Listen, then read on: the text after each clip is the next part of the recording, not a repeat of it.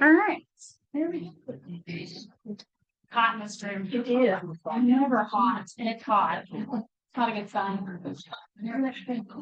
All right, ladies, we are going to get started. We do have tables, thanks to John telling us they existed. We had no idea. There's all kinds of hidden treasures in little places around here, which is awesome.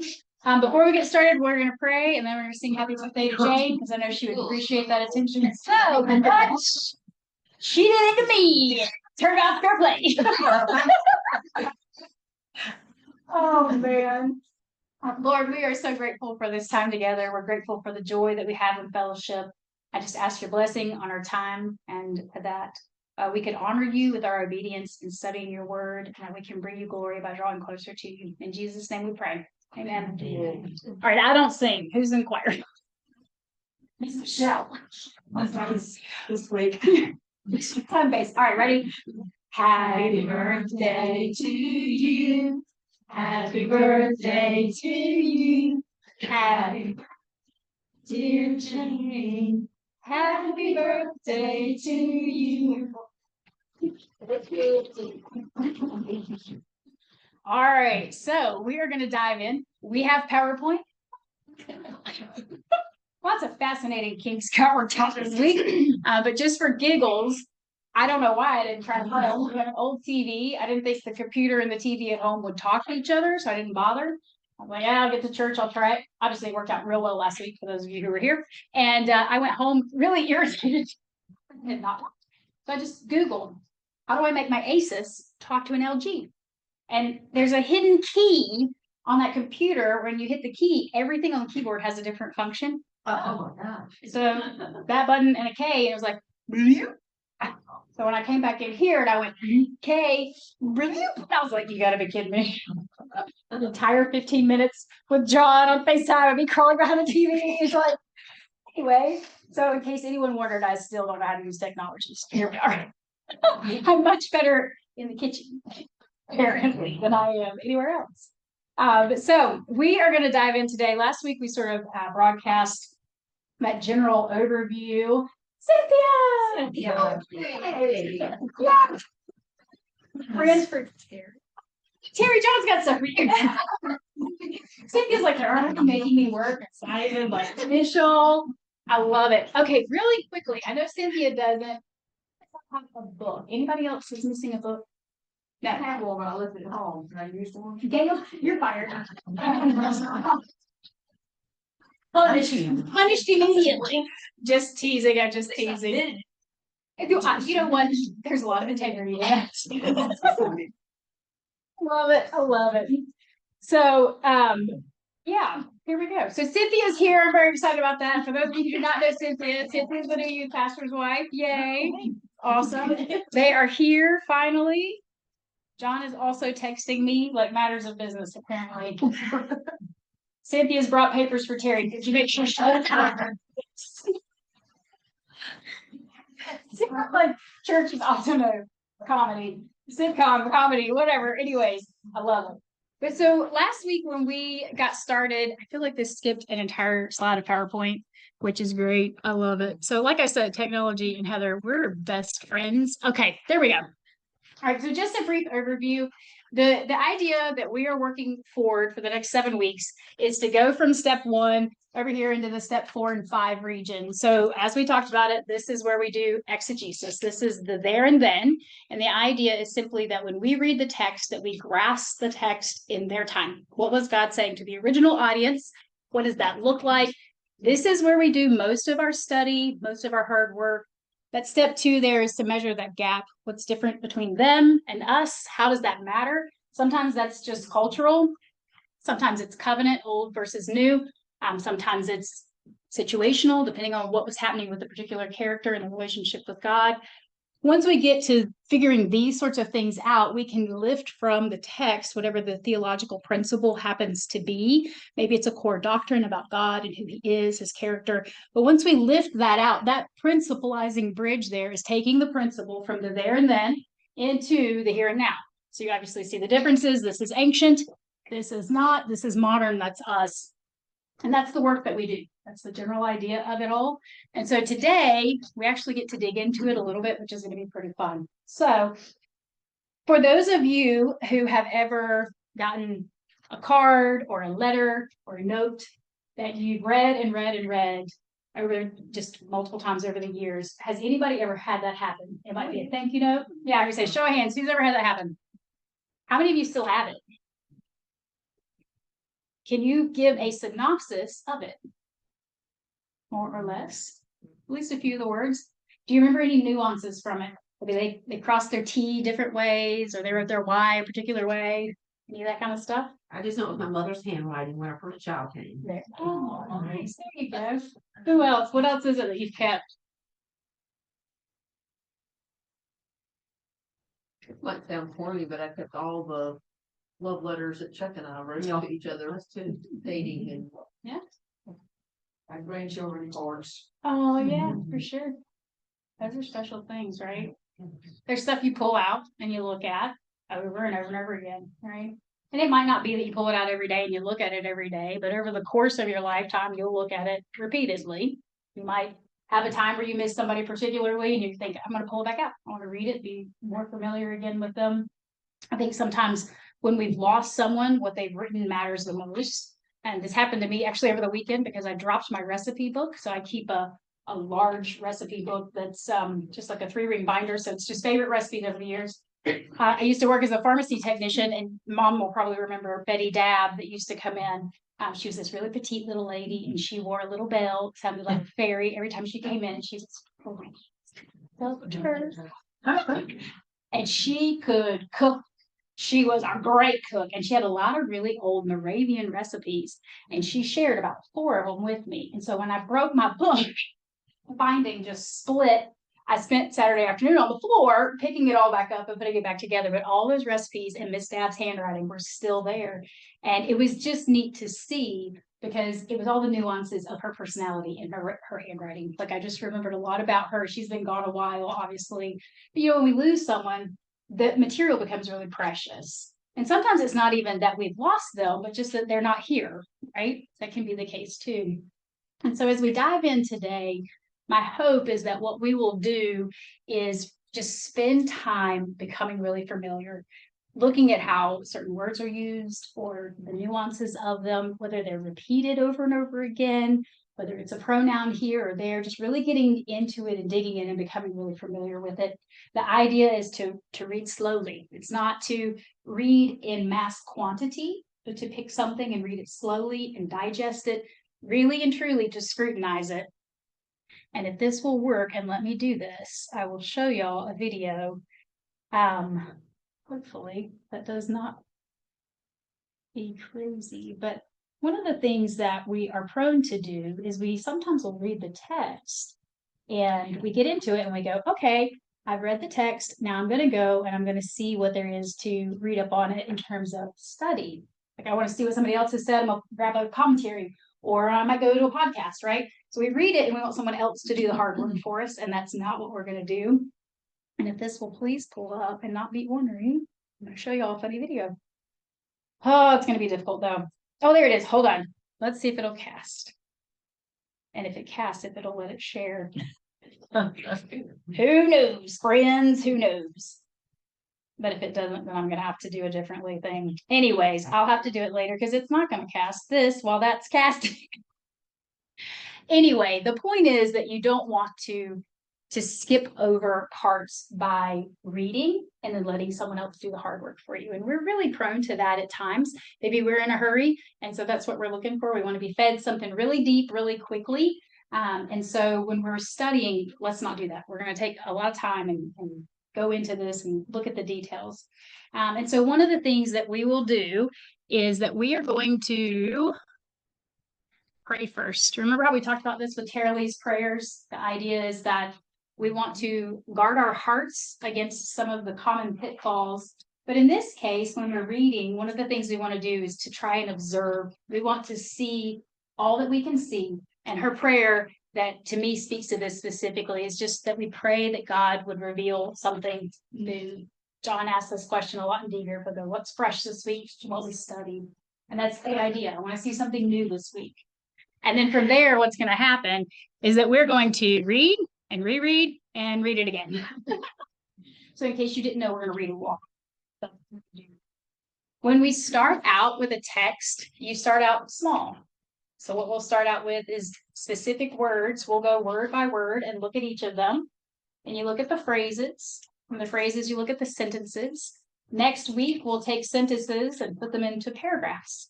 And discourses, if there's two characters or multiples that are talking and having a conversation, you move into chapters from there. From chapters, you move into books. From books, you move into testaments. And from testaments, you look at the whole story God told in the Bible. You can't get to the principalizing theory without studying the small parts, but you can't neglect the large parts either. You have to do both. So we start small and we build large, okay? And so we're going to start with the small stuff this week. And this is probably a little bit in the mundane area, but it's super awesome to do. And for whatever reason, it left off one part of this. All right, so we're going to start out. There we go. Oh, ta-da, there's the top part. And so what we're going to do today, and if you want to take a quick picture of this, you can. I'll try to pull it back up too. But when we study at the sentence level, and that's where we're going to start, is at the sentence level, the things that we will be looking for are repetitious words or phrases specifically. We're also going to be looking for contrast within the text. We're going to look at comparisons, lists that may be there. So think of lists like the fruit of the Spirit, right? There's lots of things in the fruit of the Spirit list. You look for cause and effect. You look for figures of speech. So that would be those colloquialisms or cultural phrases that are common to us. Hymns are usually rich with figures of speech. You know, you're going, and this is out of Psalms, you rise on the wings of eagles. Well, borrowing it being the Lord of the Rings, we're not really flying on eagles, honestly. So for those of you who've seen the movie, they do. But that's not what really is happening there. It means something deeper and it conjures an image that we can really connect to, but that's not a literal expression. So it's just a figure of speech. But we want to find those things because there may be nuances to it that we do not understand. Then we look for conjunctions, verbs, and pronouns. For those of you who did not know you were coming to an English class today, lucky you. If you're done, history's in the other hallway where the kids are learning about Egypt. So take your pick. No, I'm just teasing. With the repetition of words here, as we dive into the first text, and we're going to work through it. Like I told you, there won't be homework outside of class unless you choose to. But we're actually going to work through a text today. When you look at repetition of words or phrases, the awesome thing to do there is to find between 4 and 6 key words. So when we study a text, you want to look at 4 to 6 key words that we go into the original language, whether it's Greek or Hebrew or Aramaic, and we actually look at those words. Usually when there's repetition, that signals it's a word we should look into, okay? So that kind of helps lay that groundwork for us so we know what we're hunting. The other thing that we're going to do, everybody screen grab or notes, want me to pause? Everybody okay? I promise I'll come back to it though. Okay, so just remember that the other thing we're always looking for are the 6 questions here. Who, what, when, where, how, and why. I know it sounds really common, but it's the truth. If you want to dig deeper, if you can answer those questions, you are going to be light years above and beyond in terms of your studies. So those would be the other 6 questions we're looking at. All right. So go back to these really quickly. Put those back up there. All right. All of that said, are we ready? Dive in. Okay, go to page 7, if you will. And that should be studying at the sentence level. It's going to be the first scripture text that we're going to go through. You do on page 8 have an alternative if you would like to do some extra homework this week. Welcome to it. And it's in Deuteronomy. So both of these texts are texts that I've studied in depth and have taught on in some capacity at some point. So both of them mean a lot to me. I really love them. They're also incredibly rich scripture. Not that any of it isn't, but some of them just hit home for you more particularly. And so the John 4:4-6 is one of my favorites. It's actually what I did when I did this class, and I really, really loved doing it. So we're going to work our way through the text as we go today. And that way, a lot of give and take. It helps, it takes some of the boring and the mundane out of the sentence work, because this to me is the part where you lay the foundation Next week is when we start making connections with things that are really awesome. And by the time we get into context in 2 weeks, it's super duper fun. Personal opinion. This is not terrible work, but it's not that like, what that word means that kind of thing. Okay. So to start off, do we see any words that are repeated? So would somebody volunteer to read this for us? I can. Okay, go ahead. Now he had to go through Samaria. So he came to a town in Samaria called Sychar, Yep. near the plot of ground Jacob had given to his son Joseph. Jacob's well was there, and Jesus, tired as he was from a journey, sat down by the well. It was about noon. Good. Thank you, Janet. Appreciate it. All right. So if we look at it, are there any repeated words? Yeah, Samaria is in there, right? It's in there twice. So you can do any number of things. It depends on how organized you are. I am not that great at this, but if you are one of those people who can color code things and it just organizes a text, you're amazing. Can I come learn from you? I'm not that person. If you can color code things where it's associated with when or where, or this is a noun or a pronoun, if you can do any of that kind of stuff for organization's sake and create a system as you go along, I would highly recommend it. It's super helpful. If not, and you want to just circle it and make note, repeated, this word is repeated, whatever you want to do, or if circling it's sufficient, you're totally welcome to do that. So Samaria does happen. It happens in verse 4, right? And again in verse 5, yes? All right. Now, the fun thing is when you take it and we expand out a little bit, we see that this word happens way more in the discourse, but we're diving in right here for right now. All right, what else? So we've got Samaria. What else shows up twice? Jacob shows up twice. Yes. Well shows up what twice? Yeah. He's in there a lot. Yes. Don't neglect the pronouns. Good job. They matter. Anything else in there? Was there a couple I didn't even write down? Good job. You see what happens? The word had. Had is there. So we're talking about tense then, right? Okay. We've got a lot of things going on here. Two. Okay. Directional words, prepositions. My kids would have a heyday in here, to be honest with you. Was is in there a lot. Yes. Okay. Anything else? Anybody notice anything different? Okay. So then the next thing would be contrast. So just looking at it from that first thing, there must be something big about Samaria, this particular place, and this well in particular. So we've got this sort of Samaria and a well going on, yes? Something's happening there. So those are the two things that should be mulling over in our head repeatedly as we're digging into this a little bit. All right, so contrast. God bless you. Any contrast in here? And there's not always going to be everything, just as an FYI. Sometimes you have to infer them a little bit. Sometimes not always. And this in the larger discourse, you do not have to infer the contrast. It's very obvious. But initially in this, there's only, I see one. He did what? Came and sat. Yeah, so he came. And then he's not. Yes. So we have a contrast of motion, right? I definitely see that. I see it in the connection to tired too, right? Think about the contrast of not tired versus tired. Think about how you feel when you're one way versus the other, okay? Largely that ties right into the came and sat, just because why did he do that, right? So you can mark that as your contrast. Are there any comparisons at all?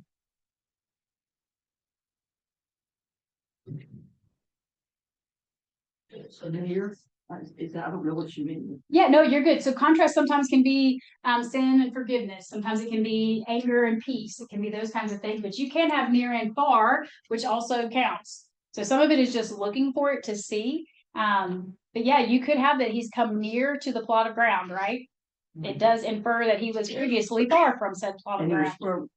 From the journey. Yes, yep, exactly. So we're starting to make some connections here. Something's transpired. The other thing is when we look at this doctrinally, and this is where those principalizing things kind of come out, that theoretical and deeper theology. If Jesus came and sat because he was tired, he was fully what? Human man. It's a doctrinal truth. And it just affirms it. It's not necessarily that it's explicit, but it does affirm it. right?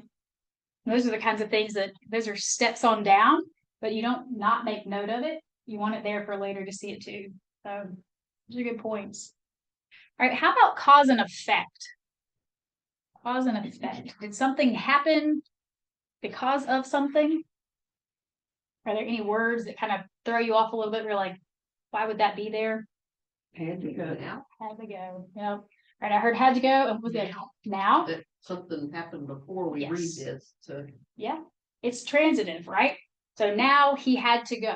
Okay. Well, had to implies some sort of responsibility, pressure to do, something's going on, right? We need to figure out why, or is there something else going on there? Why did he have to go through there? Why would they use that verbiage? It's unique, right? So it's something that you would mark, right? And sometimes if we say, okay, today I'm reading 4 through 6, and that's what I'm going to study, but 4 becomes problematic, you might want to read verse 3 or 2 or etc. Right? So sometimes context, which a couple of weeks from now, context makes us have to go back a little bit. And in this particular section, it would be highly recommended if this is what you're reading. Other causes and effects, he sat down, to Jocelyn's point, he sat down because of what? He was tired, right? And it's something simple that we've read and we've known this story forever. But if you're a new believer, the concept of God's Son being fully man and fully God, it's weird, y'all. I mean, we accept it. It's the presupposition. Pastor talked about that on Sunday night. We have these presuppositions where it's just, well, it just is what I've always been raised with. I was raised in a biblical home. Well, it is an odd concept if you sit down long enough and go, how is someone fully God and fully human? But it's affirmed right here. And it's really beautiful that it is. So figures of speech, does anybody see one in here at all? I'm not saying you're going to. Again, they're not all always in here. Anybody see one with this? Sometimes people see stuff and I'm like, wait, no, I never would have realized that. No, yeah, I don't either, honestly. Figures of speech are often found in the parables. They are often found in the Psalms. So you have things, God's word is a lamp unto my feet. Is God really carrying a lamp right in front of you? No, he's not. But the idea is that it's this illumination factor so that we can see where we're going, so that it's a clear path for us. Like I said earlier, soaring on wings of eagles. It's not literally that God's going to put us on a bird and lift us up out of our situation and fly us somewhere different. Although I guess we could get on an airplane, but that's not what they're talking about.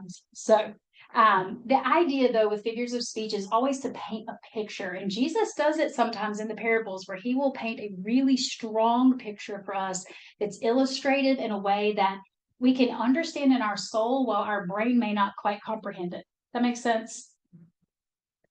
So when you move to conjunctions, and I know I have fanboys up there, which Jeremy, unfortunately, that poor man gets to hear everything ahead of time. Like I usually vet things through him. And when I said fanboys, he went, I do not know what in the world you're talking about. Does anybody know what fanboys is? This is so fun. Okay, so fanboys, it's conjunctions. You have for, and, nor, but, or, yet, and so. Lovely acronyms. All right, ready? It is for, and, nor, but, or, yet, and so. Okay, and then I have to always have to look back at it. So for, and, nor, but, for, yet, and so. And then in parentheses there, I do have therefore. Therefore is not exactly a conjunction, but it serves in that purpose in biblical text really, really often. Pastors talked about this. I mentioned it again last week. Anytime we see therefore in a text, we're supposed to ask, what's it there for? What's it there for? And especially if it starts our verse and our scripture selection. If you have a conjunction at the beginning of it, you have to automatically expand the scripture selection you're going to study. automatically. At the bare minimum, you want a brief overview of what was happening before, because there is a connection. That's the point. Conjunctions connect thoughts or phrases, discourses, take your pick. So you want to look for those. And do we see any? So, yeah, verse 5, right? Anything else? Let's see. Oh, no, there's no. Okay, what part in 19? Verse 5? Verse 5, yeah. Starts out with so. And. Yeah, verse 6 has an and. I think that's it, right? So he went through the town, Yeah. not around the town. Not around the town, and it's rich. The Sumerian connection in this story is so rich, and it's so helpful in terms of learning this process, because there's so many resources online that we will dig through in the next couple of weeks. Yeah, so now he had to go through Samaria, and so he came to a town, right? If he had not gone through Samaria, he would never have gone through this town, right? So now we're starting to see some purpose, right? Had to go so that he would get through this town. And eventually we're going to find out that he meets a lady at the well, right? And then there's a very rich story associated with that, obviously. So don't ignore conjunctions. I am a little bit of a word nerd, even down to the boring parts of grammatical structure. And I don't mind diagramming sentences. But there is some work that's involved with that, obviously. All right, so look at verbs though. What about the verbs in there? So simple question, verbs are action words. Okay, cool, good. My kids are always like, Mom. Homeschool kids, bless their hearts. It's okay. All right, so verbs. Any verbs that we see? Oh, yes. Called, yeah. The town was called. Given. Given. Mm-hmm. Was. Again. Yeah, two words. Sat and was, right? All right, so the fun part with this is that you do have to look through the tenses, okay? Is it past? Is it present? Is it future? That does matter tremendously. Is it a progressive verb? Is it moving us in a specific direction? Sometimes they do, sometimes they don't. Sometimes verbs are imperative, right? So Jesus gives a command, right? Come to me. There is no question there as to what you are supposed to be doing. The imperatives are very important because they should set a tone for us when we see them. What Jesus is saying is not something that needs questioning. It is simply obedience, right? And there are multiple imperatives in the Bible. Moses was told to go, and he went, but. And God went, well, here's Aaron, still go right now. Like, this is what you're doing. But there's all kinds of imperatives in the Bible, and they're really beautiful because it doesn't give us any question as to what we're supposed to be doing. It's clear. Whatever the order was, it's a very clear directive. The fun thing with verbs, and yes, I know that sounds nerdy, but the fun thing with verbs is they can be active and they can be passive, right? So an active verb is that the subject is doing the thing, yes? So in verse 4, who's the subject in verse 4? Jesus. Jesus, yeah, he, represented by pronoun. What did he do? What was his verb? He goad. He did goad, y'all. But it's active, right? So he did a thing, very active, yes? Okay. Passive is when the subject is acted upon. All throughout the Bible, the passive verbs are often God's doing because he's already acted on us. It's passive. We're already redeemed. We've already been saved. We've already been cleansed. We've already been made righteous. So when you start looking at those pieces of the verbs, it's almost always nuanced to where God's verbs are passive. And there's nothing required of you at all, which is one of the coolest doctrinal truths that undermines every doctrinal truth there is. Do you do anything to be saved? No. Other than sin? I mean, Believe. you create, yes, you have to believe, right? And we created the need and the vacuum, obviously. Those verbs from him are always passive. He's already done it for us. We do not redeem ourselves. We do not save ourselves. We do not cleanse ourselves from our sins. Those words, when they're used in the verb tenses, they are always passive. It's awesome. Now, the flip side of that coin is that when we're told to do things, that's active. We are absolutely supposed to be in motion. This talks a lot in James about faith not being dead because we have to have works, right? So you've got the active, passive. It's a balance. You have to have both together. So there are quite a few verbs in here, obviously, and we found them all, which is awesome. What about pronouns? Pronouns are kind of boring, but you do want to be careful with them because we do sometimes get in verses and there's a whole lot of he's and it's. And then there starts to be this confusion when which he is this. And it happens here where you have to be kind of careful. And so we're going to go through it. In verse 4, what's the pronoun? He. If you ever have a situation where you really want to be clear and there's a bunch of them, print it out, double space it, and write around it. He here is Jesus, and you can write Jesus right above it for clarity's sake. Now, your Bible doesn't always have that space, so in the text that you decide you want to study in depth, this is always wise to have and print out. So he is Jesus, verse 4. Verse 5, so he who? Jesus came near to this town, right? And if we keep reading, we get near the plot of ground Jacob had given to his son. Who's his? Jacob. This time it's Jacob, right? And so we've got to be careful with that. Also, one of the things that you can look at here, and I think is really beautiful, if we think about the there and then, who was the there and then in this text? If we were there presently, the there and then would have been who? In verse 5? Jacob, right? But the here and now in that moment would have been yeah. So you have even a contrast within that, if you think about it, where he was at a place that was ancient to them, and even more ancient to us now. But you do have that contrast there. So kind of keep that in mind. This is an Old Testament fella, which makes him an Old Covenant fella. And you got the New Covenant standard right here, which is one of the most magnificent depths of this story, in my personal opinion. Okay. All right. So verse 6, tired is he who? Jesus. Yes. And then we get down to the very last part. It was about noon. What's it? The time. Yes, the time. And some of this seems really silly, and I know that it does, but there are things that you find when you keep digging into it. The more you dig into it, the more you look at it, the more familiar you become with it. Not in a way of, oh, I already know that story, but in a fresh new way of, let me see something I've never seen before. If I dig in deep, I'll find something I've never seen before. Part of that is because I started out saying, Lord, please show it to me, right? It wasn't because of the work I'm going to do. I just want you to show it to me. All right. So the next set of questions was the 6 questions, right? Who? All right. So we've made notes of pronouns. Yes, we know exactly who they are. When we get into context, we'll do a different set of who's, which that's a fun group. So when we talk about an additional set of who, it's who's the author and who was his audience. And those things matter a lot too, because certain authors told certain stories for particular reasons. Okay. This week, the kids and I were talking through, actually don't remember why this even came up, but it came up in devotion. And one of the kids went, how exactly did Judas die? This is morbid.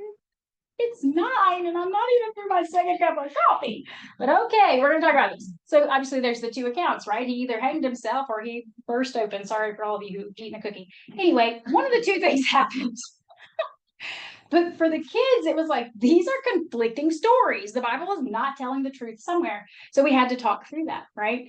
And so as we were talking through it, I was like, why do you think Luke said what Luke said? Luke said he burst open, right?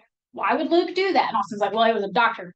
Yeah, that's what doctors do. They talk about gross stuff. I said, okay, yeah, sure, we're just going to roll with that.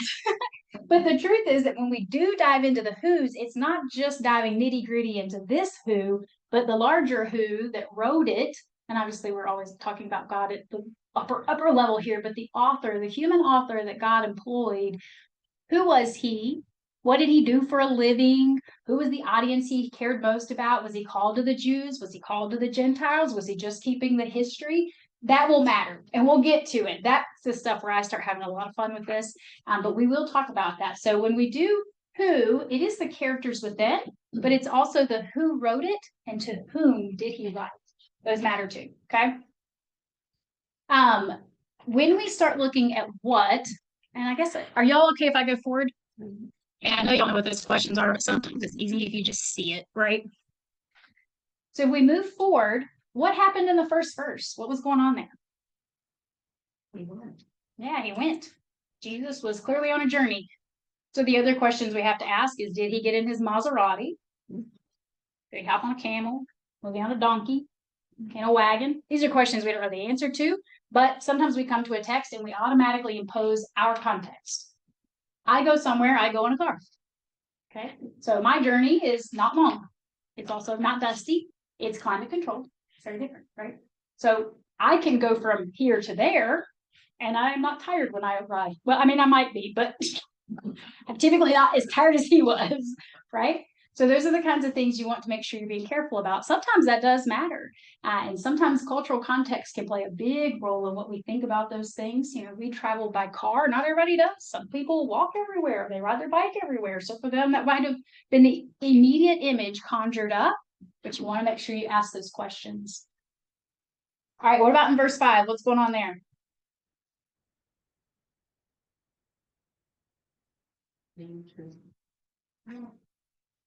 Yes, they came to a place, right?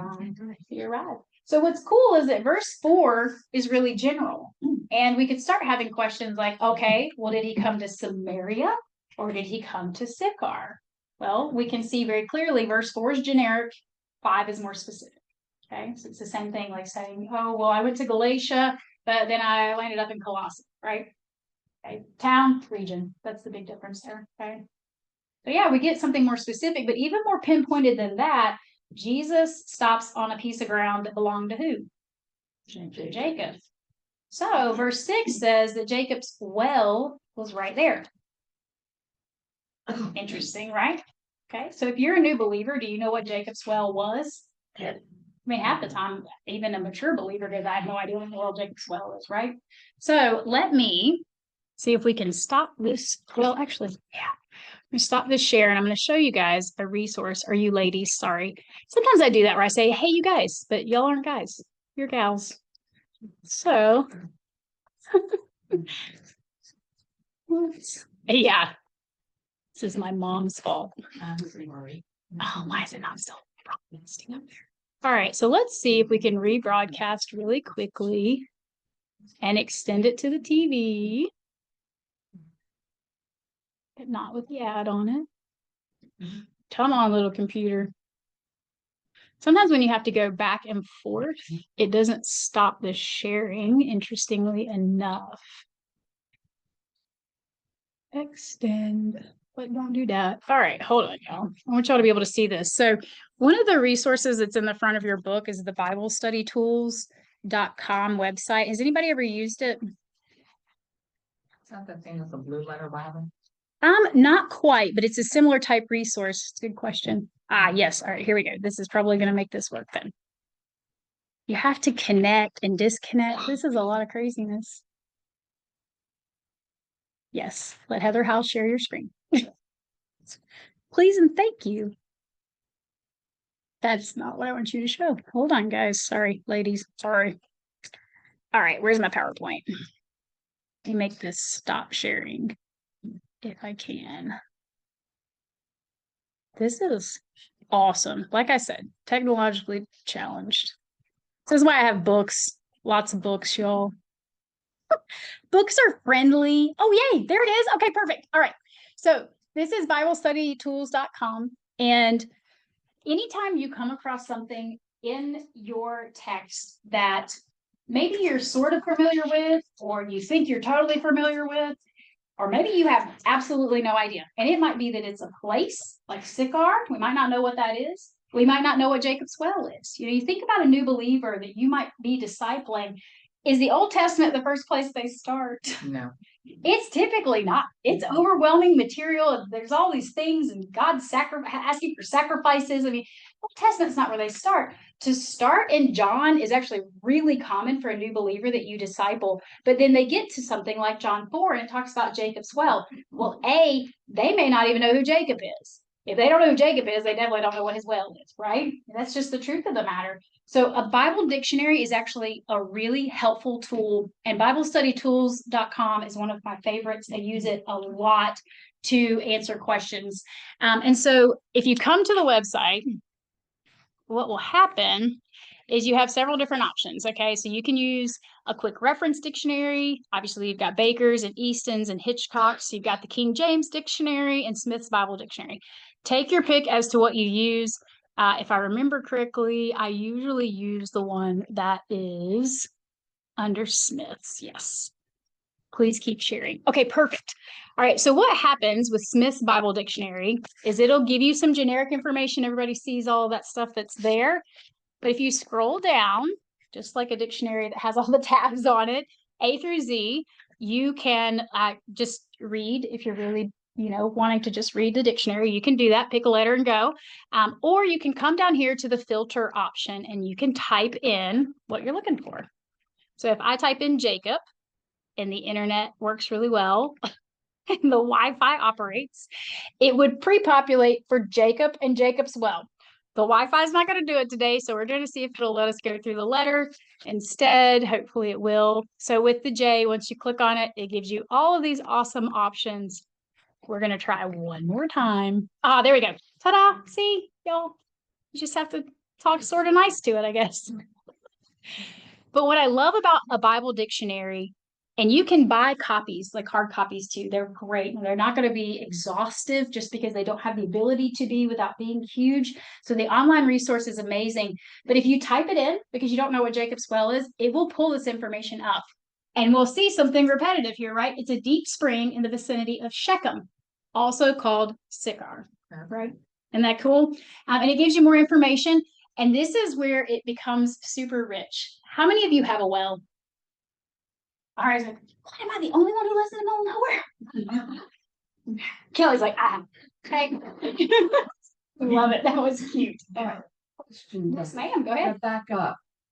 Just because I need to know before I hit get, is there a cost? There should not be. Okay, No. okay. It should be free. Is the app as good as just going to .com? So you remember the part where I said I was really technologically challenged? Yeah. Do you think I have the app? Okay. I do not have the app. Because they were probably great. And they'd be calling me going, you broke our app. And I'm like, I'm not there. Back use the website. I've heard great things about the app, if that helps. Has anybody else ever used the app? Cindy, have you ever used the app? I don't think so. I was like, I'm sure it's awesome. John uses the app. So if John uses it, I think you're fine. But Miss Betty, there should not be a cost. Well, I thought I had to get the app because when I went, go ahead. I am technically challenged. We could be here till Monday, so keep. I love it. It makes me feel Yeah. Your phone, probably Okay. on your computer, obviously you use the browser. Okay. yeah, that's true too. It changes it tremendously. Yeah. Keep going, sorry. No, you're good. All right. So whoever has a well, see if you can answer this question. Does your well tap into something that is live water? Or does it just catch rainwater?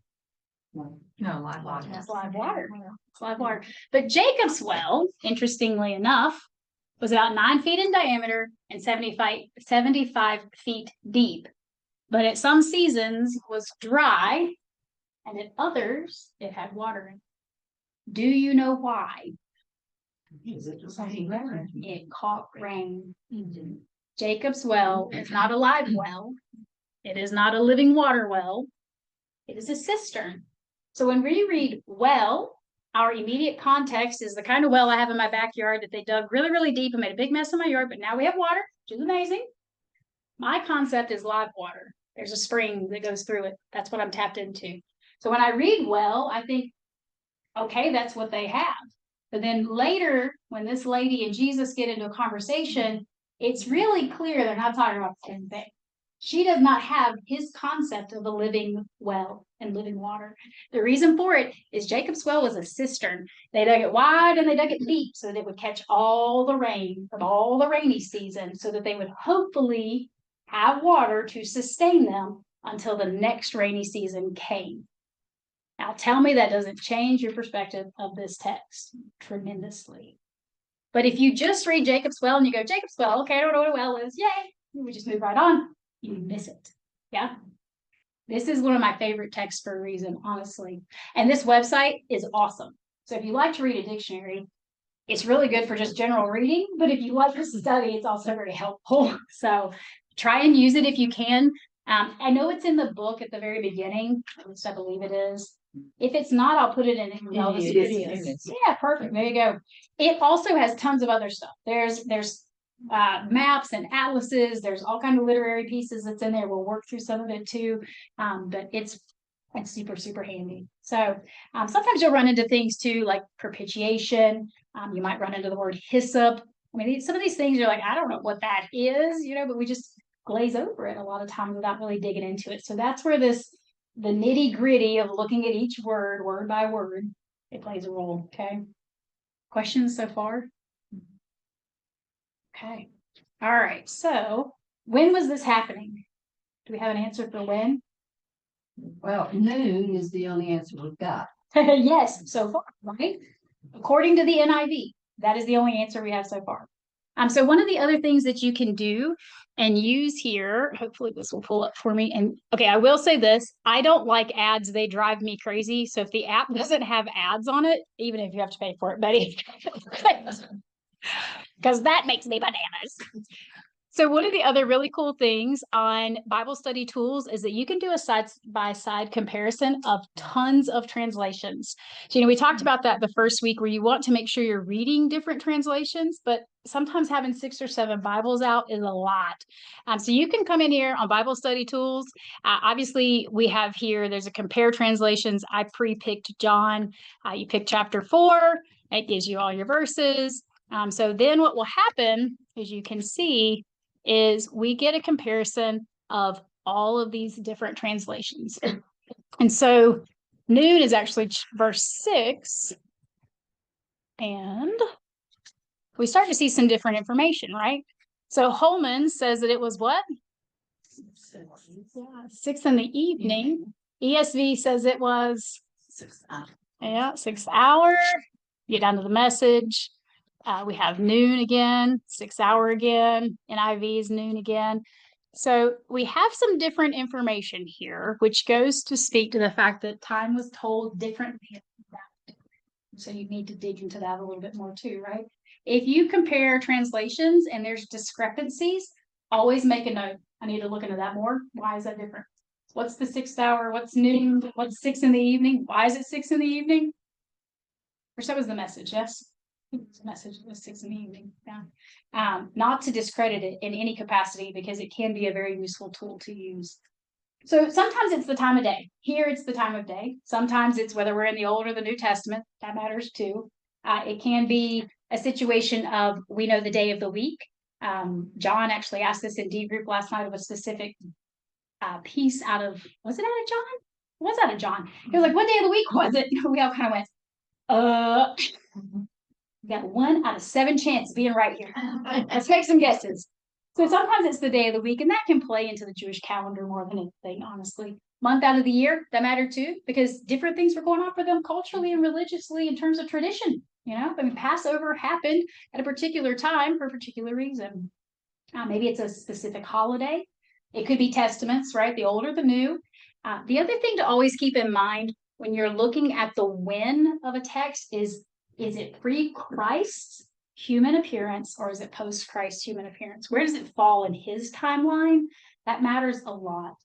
For the simple fact that they are either looking forward to his advent or they are with him and present with him, or they're looking back at when he was there, but also looking forward to when he comes again, right?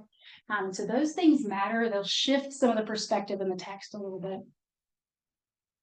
Always ask the question of where and zone in as specifically as you can. So for me, this text is fun because it really gets very specific. You can go and sit right by this well, and that's where Jesus was. Yes. We can ask how. How is a question to always ask. How was it done? So was it noon or was it 6 o'clock? Well, that's a great question. Why don't you tell me next week? Kelly's like, I thought you said they were going to home. Because it was the heat of the day and that's when she was there. To avoid the crowds. So It was noon. The 6th hour is when they start their day earlier. So their time starts at 6. 6th hour would have made it. The message, I do not their know. noon is different from not that it was okay, got it. That's a lot of it. I don't know why the message says 6 in the evening. We don't. Holman's does. Does Holman do it too? Yes. Yeah, so Holman does it as well. So I couldn't tell you. There are some discrepancies from time to time in translation. So let me be really clear. when there are discrepancies, it's not with the original text. For those of you who are on Sunday night, do not go to Michael tomorrow and be like, Heather said. Heather did not say that either. Heather said in the translation. So the original text is going to be very specific. And so when you start looking at it in the Greek, it makes a lot of difference, but that's cultural, right? If I said, Excuse me. yeah, no, go But ahead. sometimes it's whether it's the Roman time or the Jewish time. And there's more cultural issues with the text. Yeah. Yes, always. And you have to look at those things. It matters. We have October, right? And it's which month of the year? The 10. And the root for 10 is not. Calendar was very different. Roman time telling was very different. And it does matter. So it was noon, which plays into a lot of cultural factors. Women didn't go get water at noon. It was hot. It was disgusting. The kind of people who stopped at the well were typically suspect at noon. So a woman alone at a well at noon is not exactly where she's supposed to be. So it plays into the text as well. Good questions, though. Other thoughts? Well, if you're looking like at that list, if you go, would the King James version be the closest to the original text? So that's a great question. All right, let's do a flip back real quick. I promised I wouldn't talk about translations a whole lot, but when the questions come up, we're not going to ignore them. So let's go to page 2 really quickly.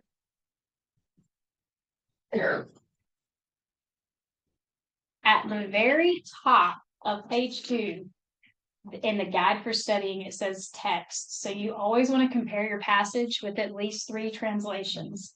They are divided into categories. So you have literal or formal, which will be word for word. And that's where KJV falls. It is typically a word for word translation.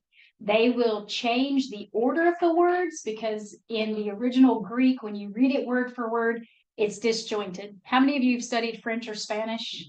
Yeah. It's never the way we talk at all. There's a whole lot of words that are flip-flopped in their order. It's nuanced differently. It makes sense to them, but not to us. So the Greek's very similar in that way. So the KJV is word for word, where they try to make exact matches, but they may reorder it for readability, okay? When you look at the second piece there, the dynamic or functional is more of a thought for thought translation. Obviously, you see several there. I use the NIV personally all of the time, and will read out of the ESV quite a bit as well. I like the thought for thought because it gives you the whole general idea in one lump sum. It's not always direct word for word if you start looking at it in the original language at all, honestly. And then the third option is the free or the paraphrase. That's where you get the message, the Living Bible, the Good News Bible. And those are really just going to give you the gist of what's going on. There is nothing wrong with any one of those translations, in my personal opinion, not when it comes to studying it. What you're wanting to do is look at them to see the differences so that you know what you should be digging into. If somebody in a translating world had a question and they did it differently than somebody else, it's something we want to study so that we have an answer that we feel really confident in. That makes sense? Yeah, KJV is a word for word. So it's always a fun back and forth with Bible because of that. The KJV is really great. I have no issues with it. It's just not always the most readable. And if you're not going to read it because it's not readable, it's not the translation for you. Always my opinion on that. So a good question though. And I just like that it's all here. It makes it so simple to see and be able to break down and study. All right, so we talked a little bit about how the why is a big piece of principalizing bridge crossing. Okay, that's where we start getting into theology and doctrine more than anything. We're not jumping there because that's not what we do in step 1, right? We're just grasping text there. But asking why matters. Why did Jesus have to go through Samaria? That's not language you typically use. You know, if you think about it, somebody asks you to do something you're really excited about, and you're like, I get to go do da da da, right? That's how you respond. Versus, I mean, like the kids with the trash, for instance. Oh, I have to go put the trash in a trash can. That was the response this morning because it was raining. Like, okay, really, like bump the garage door and you take 2 steps out, you drop in. I was like, what in the world is this? But their response was not, I have to take out the trash. It was, I have to take out the trash, right? A different connotation there. So why? Those are questions you want to ask. Why is it that way? Why is it said that way? Why was he tired? Maybe we can answer that question, right?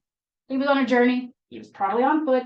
He was tired. It was middle of the day. It was hot. And I don't like really walking through the desert, so it makes sense.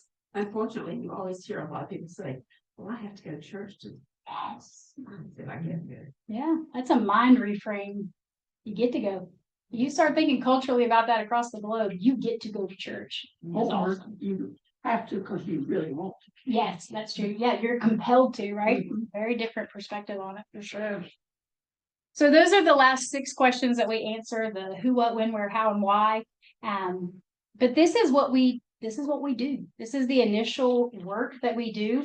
And again, just to reiterate from last week, there's devotional reading where we sit down and we just read. I'm just going to read it today. I'm going to get from this text whatever is there. I'm not studying it today like this. This is not something you have to do every time. But if you in devotional reading run across a theme that you go, yeah, I'd like to know more about that. And then you go again a few days later, same situation. Write it down. At some point, this is the work you do on that theme so that you come to know it better. Okay.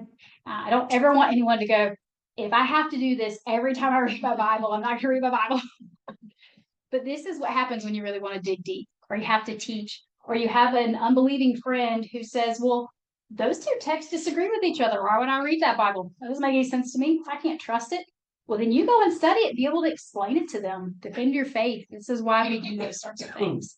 And sometimes it's just that you are a nerd who wants to know more about Christ. And so you dive into it because it matters for that reason.